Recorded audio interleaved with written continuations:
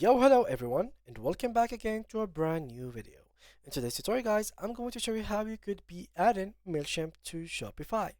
So, first of all, you need to own both Mailchimp account and a Shopify account.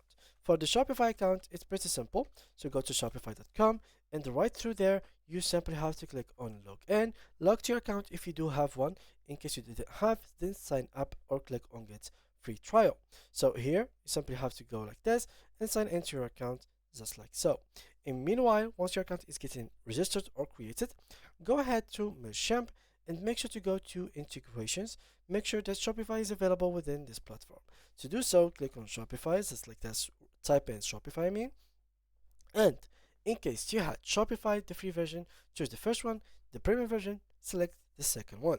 In my case, I have Shopify, the normal version, so I'm going to click within this.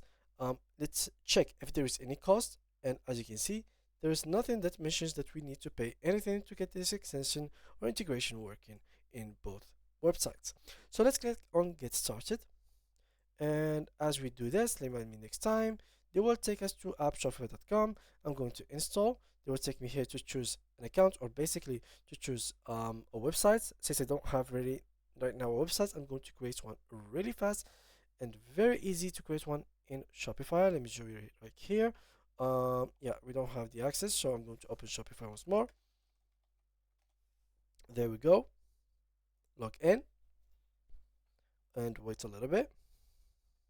Here we are, and this is like one of my websites.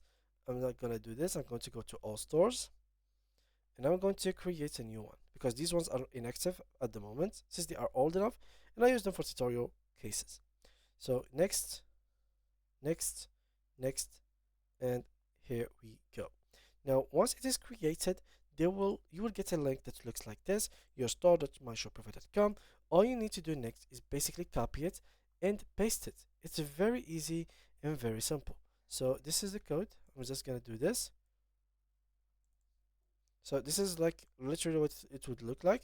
So something like that, .shopify.com, and click on login, and it will be good to go. So yeah, that was it. See you guys in the next video.